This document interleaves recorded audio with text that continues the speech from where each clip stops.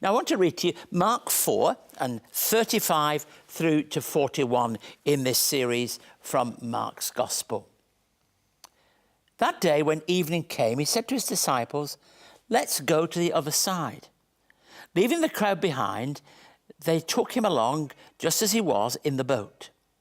There were also other boats with them. A furious squall came up and the waves broke over the boat so that it was nearly swamped. Jesus was in the stern, sleeping on a cushion. The disciples woke up and said to him, "Teacher, don't you care if we drown?" He got up, rebuked the wind and said to the waves, "Be still." Then the wind calmed down and it was completely calm. He said to his disciples, "Why are you so afraid? Do you still have no faith?" They were terrified and asked each other, "Who is this? Even the wind and the waves obey him." So we're following a whole series of parables. Jesus tells his disciples to get in a boat and head for the other side, perhaps for rest after all the issues and people. The crowds were left behind, and the Galilee weather was infamous for sudden squalls or storms. Jesus was asleep, and with a touch of brilliant mark and detail, on a pillow. Why tell us that? Well, it's an accurate detail that gets you into the intimacy of the story. We're also told there were other boats with them. So this didn't just happen to Jesus and the disciples, it happened to others.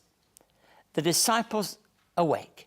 They awake Jesus in a very real sense, and he brings to the situation great calm. The wind threatens to swamp the boat. He's asleep and indicates he's not overly concerned. They're heading to a place of peace and discover it on the boat. The calm needs to come to these disciples. I don't think this is just the kind of calm because they're on the lake. It probably describes that lack of calm that was their experience in so many of these early incidents with Jesus in his ministry. So when the calm comes, it speaks of something very clear. Let's look at some of the verses that you find in this passage. Firstly, let me read verse 35. That day when evening came, he said to his disciples, "Let's go over to the other side." So it was a Jesus direction. It wasn't that the disciples decided to do this.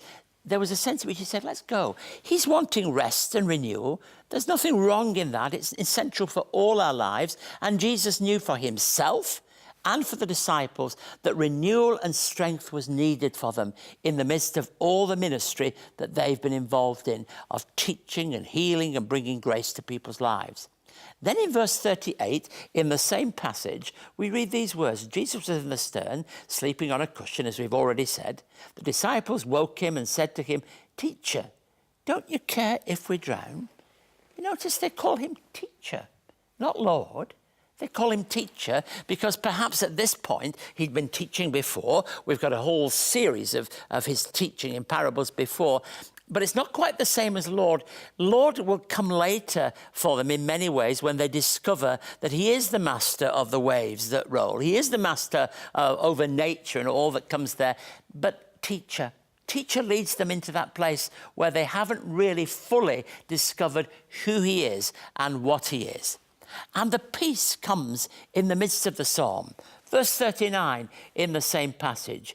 He got up, rebuked the wind and said to the waves, "Quiet, be still." Then the wind died down and it was completely calm. What an amazing experience for them. Peace in the midst of the storm. I mean, I remember years ago, Simon and Garfunkel singing about bridge over troubled waters. That's not the Jesus story. It is that journey through the storm, through the troubled waters, in the midst of all that might go wrong. And how many people, whether they be young people in a situation of homelessness, whether it be the people that we help in so many of our services, they go through storms. The one thing that Jesus can bring is a sense of real peace. And the disciples, we're told in verse 41, are amazed at his authority. Amazed. Who is this? Even the wind and the waves obey him. Even nature, even those things that we feel we have no control over, they are under his authority. Meister Eckhart once said this, The very best and highest attainment in this life is to remain still and let God act and speak in you. That's a truth for all of us to get hold of in our lives. And the journey of Jesus with the disciples on the lake is a powerful story.